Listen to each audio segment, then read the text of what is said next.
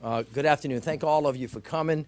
As you can see, I'm joined by Councilmember Susan Guidry, Councilmember Latoya Cantrell, Councilmember Jared Brossette, Councilmember James Gray, Deputy Mayor Jerry Sneed. Chief Serpas is with us, as well as all of the commanders of the police department. Sandy Shillstone, who is the head of the New Orleans Police and Justice Foundation Board. She is the chairperson. We're also joined by Rick Haas from Ladder and Broom, who is a member of the foundation as well. David Kirstein, who's a member of the foundation, could not be with us today, but has been of great help, as well as Melanie Talia, who's the executive director. We're also joined by Pastor Tyrone Jefferson, pastor of Abundant Life Tabernacle Full Gospel Church, and Pastor Martha Othe, who have been great assistance to us. Today, we come together to reaffirm our commitment to recruiting and hiring the best and the brightest to be part of the New Orleans Police Department. Our number one priority is public safety, and we will not rest until all of the people in the city feel safe and are safe. Our message has been clear. This has been one of our priorities. We have invested $12 million in the consent decree for NOPD. We have more transparency. We now have better facilities. We have better equipment. As you know, we now have 420 body cameras on all of our police offices. It's no more he said, she said. The cameras will record what happens and how it happens. We also have 100 new NOPD police vehicles that were added this year, in addition to the 100 new cars that were added in 2013, plus 50 new motorcycles. We also have 505 tasers that the police officers are able to use. Still, we have to recruit the best and the brightest. And with the approval of the City Council allowed us to put $300,000 in the budget to create a partnership with the New Orleans Police Foundation, who agreed to match that by $300,000 so that we could begin recruiting police officers. And today, we are announcing the second phase of that recruitment campaign. Before I go further, I want to just take a minute to thank the men and women of the New Orleans Police Department and the Emergency Medical Services and our entire team that has been involved with fighting crime in this city, our multi-agency gang unit and the group violence reduction strategy, for the incredible work that they have done in the wake of the 3 or 4 shootings that we have had and murders in the last couple of weeks. All of you know that we have one of the perpetrators already in custody for the Bourbon Street shooting. The A.L. Davis shooting, both of the shooters are now in custody. And with the shooting in Zion City the other day, where 3-year-old Minnie was hurt, we have both of those shooters in custody as well. The emergency and medical response was incredible in all of those particular matters, and the New Orleans police officer response was terrific. They have done a great job of basically sending out the message that we're not going to tolerate that behavior. You will be apprehended, you will be arrested, and from now on you will be prosecuted as well, and we will follow up on those cases. So today we're announcing the second phase of the New Orleans Police recruitment campaign. It is, as I said, a partnership with the New Orleans Police Foundation. It will involve a 3-month marketing campaign. We're going to have new commercials. There will be online advertisements, and there will be community outreach. We are going to get out in the city. We are going to go out to the churches. We're going to do this in partnership with legislators, senators, and, of course, council members. On August 9th, we are going to have a one-stop application day for anybody that wants to apply, to make sure that you can just come to one place and do the things that you need and make sure the application process is easy. In November of 2014, we're going to have Recruit Class 170 that will take their oaths as NOPD officers. And, of course, that will follow the August 28th day, where we go out to all of the churches in the city to talk to all of the folks that are there that day about being part of the New Orleans Police Department. Of course, this is just the beginning. We will be in a continual hiring process, and we will continue to make sure that the city is safe, and we won't stop until that is so. So thank you all very much. And now I'd like to call Chief Ronal Serpas up to make some comments, to be followed by Sandy Shillstone, and then Pastor Tyrone Jefferson, to be followed by the council members. And, of course, I want to recognize Mr. Rick Haas, who is with Ladder and Bloom, who was one of the major funders with the Police Foundation. And Rick, thank you for your work and for your company's contribution. Please help me welcome Chief Serpas. Well, thank you, Mayor. You know, on behalf of all the men and women of the New Orleans Police Department, We are very appreciative and grateful of the support of the mayor and the council with the funding that was put into the 2014 budget for recruiting. Incredibly grateful for the partnership with the Police and Justice Foundation and their ability to match those funds and give us over $500,000 for recruiting. That will make a difference. It will reach more people. We will talk to people in this community and around this nation about the most noble profession in the world, and that is to be a police officer. And here in New Orleans, this is the place to be one. I also want to make sure it's clear that the continuing support of the mayor and the council has given us other opportunities to discuss about being a member of this police department and our retention practices. We restarted, if you will, the police officer promotion system. More than 400 police officers have been receiving in-rank promotions with pay raises. We have another 200 officers we're about to look at for in-rank promotions with pay raises. We have a brand new sergeant's examination that we worked closely with the council and the Civil Service Department Administration to get funded, and we've promoted new sergeants. We're about to have a lieutenant's examination. In other words, inside the department, the equipment, the tools, the resources, the promotional opportunities, and the ability to take your career forward are fully engaged. And the recruitment campaign is fully engaged. I absolutely believe as we go into the coming 6, 12, 18, and 24 months, we will reach all of our goals, and we will have 1,600 people on this police department, and we will do this every single day until we get there. Thank you. Sandy? Thank you, Mr. Mayor. Public safety cannot rest on the shoulders of law enforcement agencies alone, not on the work of the mayor alone, nor the chief of police. As broad as those shoulders are, a satisfactory quality of life is a goal that can be achieved only through shared responsibility by the community through a partnership with the police. And that's why the New Orleans Police and Justice Foundation was formed. We are a partnership for a safer city, and we are continuing and very proud to be in partnership with the mayor's office, the council, and of course the police department as we launch phase 2 of our police recruitment campaign, which continues to enhance the efforts that we implemented last summer. The media focus, as the mayor mentioned, is an interactive display and digital marketing with continued use of top-performing display creative, and we will be posting on job sites like Monster and CareerBuilder.com, as well as other successful tactics.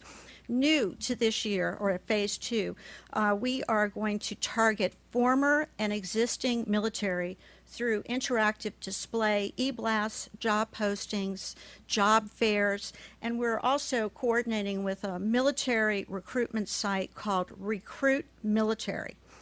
And the 30-second TV spots that were created by the very talented team at Trumpet & Company will be sent to you along with the press release later today. Those will be seen on local online sites as well as the revamped digital marketing campaign.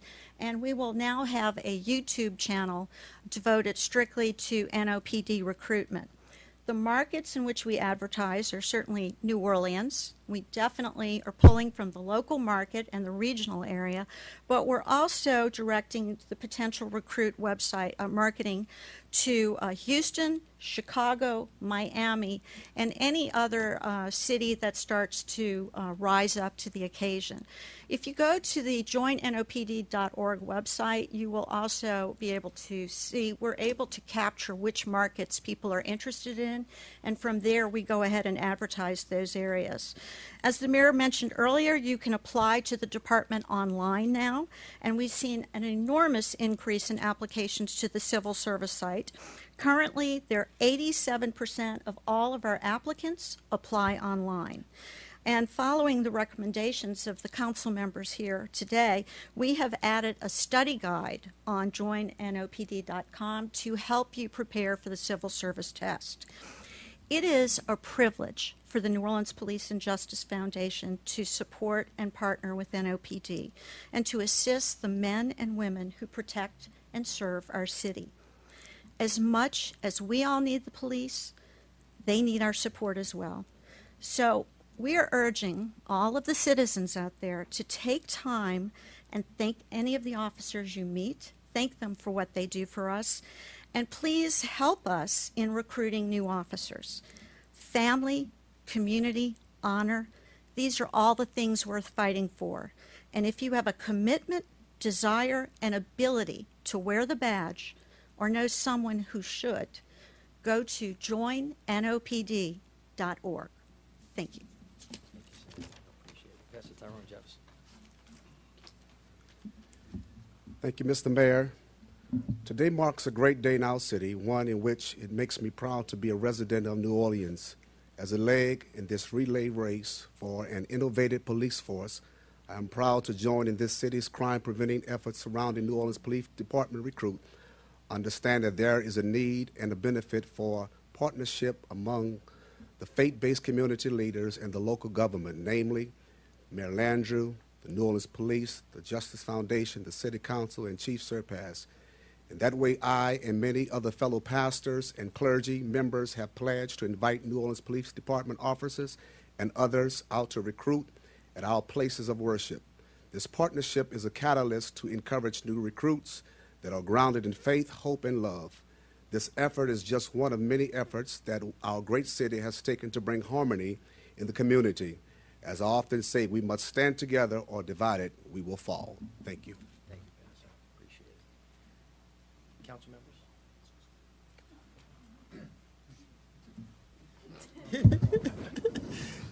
Thank you very much. We need more policemen, and we're going to get them. And that's going to help in the situation we have in this city dealing with crime. And we need the help of the community, and we're going to get that. We need your help, first of all, in the short term, in talking to your friends, your children, your relatives, encouraging them to join the police department. The other help we need is you need to help the police. If you know someone who's doing something wrong, if you know a guy who's walking the street with an illegal gun, tell on him. You don't owe him any loyalty. You owe that loyalty to your mother, your father, your brother, your sister, the children who are walking the streets. We need to decide that we will not tolerate lawlessness in our city. And we need to decide it now. I think we'll do that, and we're going to have a better place to live in. Thank you.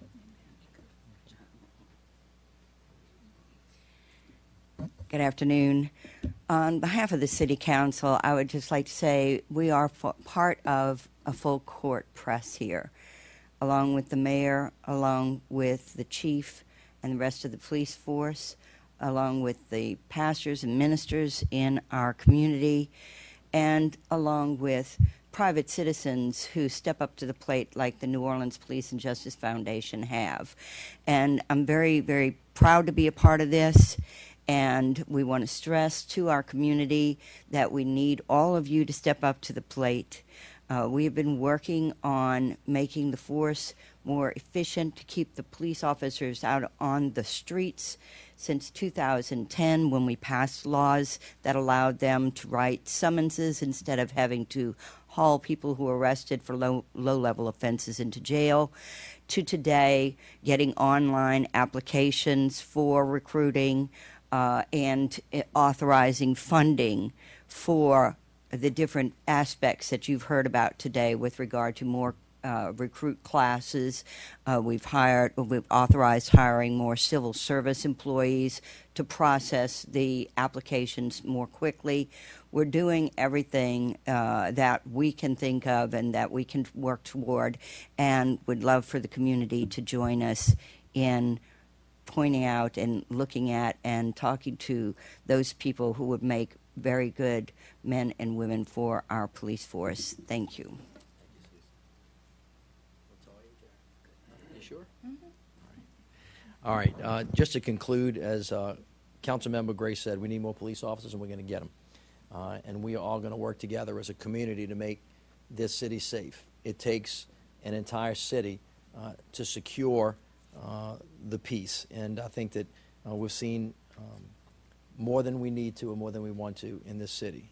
I had the unfortunate circumstance of attending the funeral of the young lady who was killed on Bourbon Street not long ago, and if any of you have had the misfortune of having to sit next to a mother who had their child taken from them too early, that searing pain is something that you will never forget. When you visit a 3-year-old in the hospital that got shot in the stomach, and just look at her and see the wonder in her eyes about why am I here and how did this happen.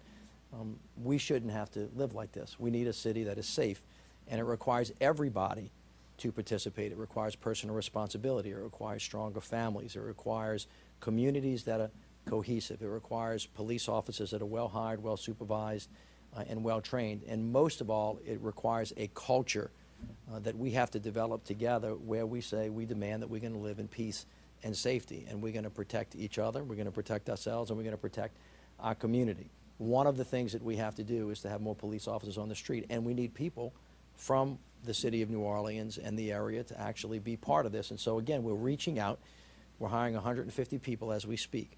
There are lots of folks out there that talk about needing a job. We have a job for you. We're actually aggressively doing it this way. Again, on August 9th, it's going to be the one-stop shop. On August 24th, we're going to ask every priest, every pastor to make their church open so they can have a visit from a council member, a legislator, a member of the police force to recruit.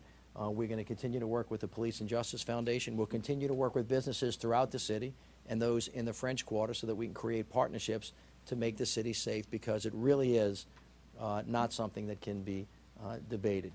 There is really no option but to make sure that we do everything that we can to make the city safe. And then finally, I once again want to thank the men and women of the New Orleans Police Department. You know, sometimes when things go wrong, that's when people pay attention. We did have the Essence Festival in this city last weekend. Over 550,000 people made their way through the doors of the Convention Center and the Superdome. That was one of the biggest crowd events that most cities ever had, and the men and women of the New Orleans Police Department, in partnership with some of our other folks, did a superb job in making sure that event was safe. Of course, that just came on the heels of the Jazz Fest, and that came on the heels of the French Quarter Fest, and that came on the heels of Mardi Gras. There's no other group of men and women that do mass crowd control, and the city was safe during those entire efforts. The unfortunate circumstances of Bourbon Street have all brought us to attention, as events like that will do, but I don't want it to go without saying the hard work that these men and women do every day. Of course, EMS is part of that as well.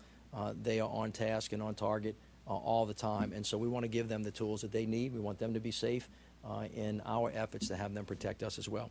So with that, I thank all of you for coming, all the commanders that are with us. Thank you for your work, and for all of our private sector and our faith-based partners. We really appreciate it, and I particularly want to thank my council members for working so closely with our administration and our police department to make the city safe.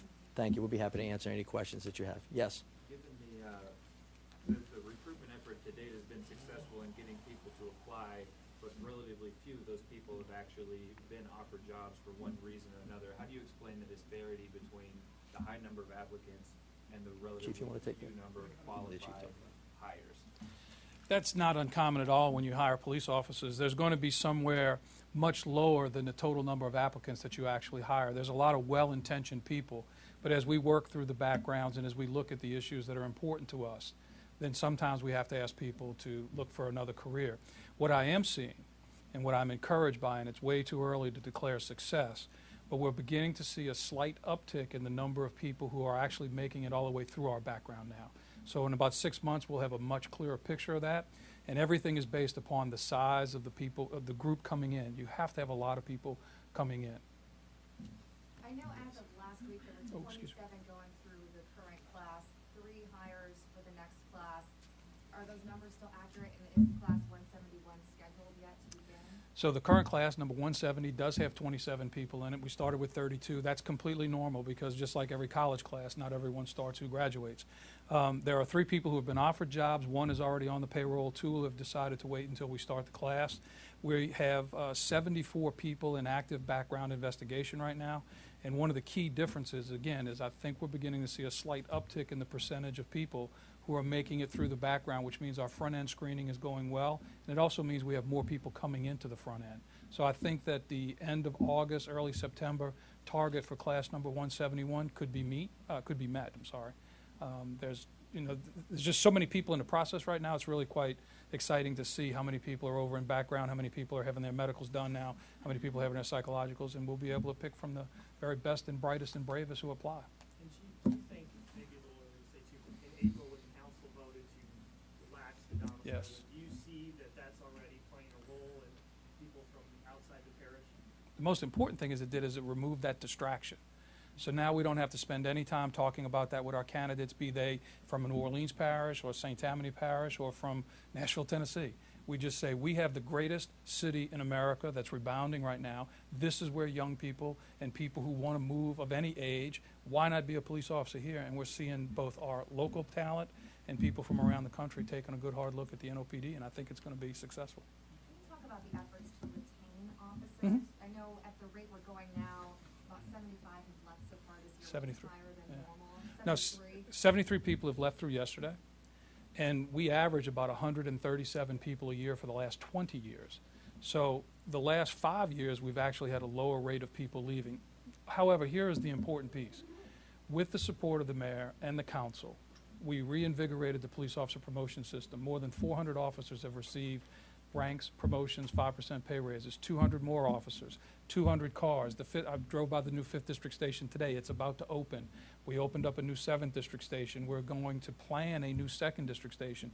These are the things that excite candidates because they see the investment that a community, through its legislative and mayor, invest in the organization. Those new cars mean a whole lot more than just a new car. It shows the investment that the community and the council and the mayor is putting into the officers, and that resonates with them. There's a lot of good things on the recruitment, on the retention side. You hear police unions talk about frustration with officers who are maybe detectives or specialized, and they have to go away from the work they're assigned to do to patrol the streets because of manpower issues.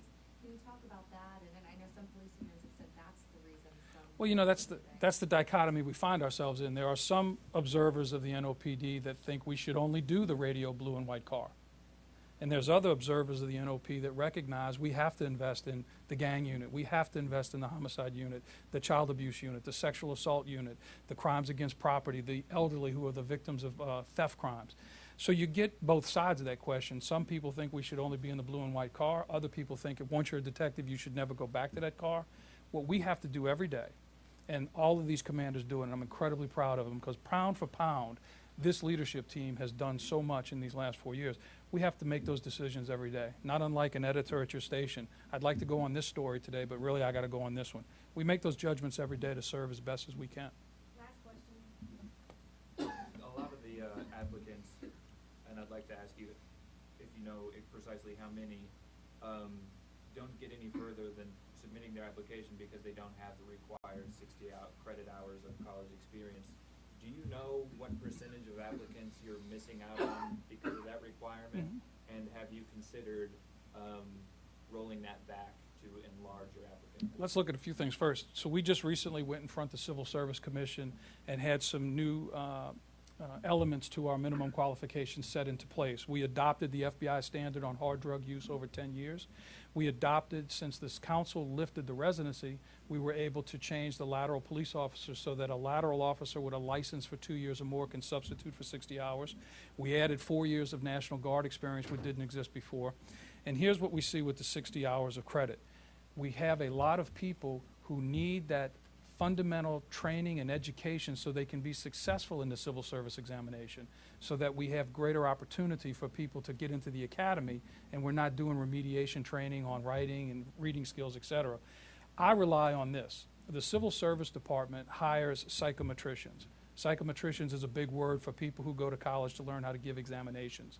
Civil Service monitors that process as part of their duty. We work it together. I've looked at over 500 people who did not qualify because of the 60-hour credit, and we talked to 240 of them on the phone. There's not a lot of information there yet to make a decision whether it would do more to let more people in or not. So the psychometricians, who this is their expertise, will work with us, and we'll see what the data tells us over time. But over 2,000 people have applied. We have over 75 people in background right now, and we have a little bit higher rate of people passing through background. All speaks to some pretty good men quality.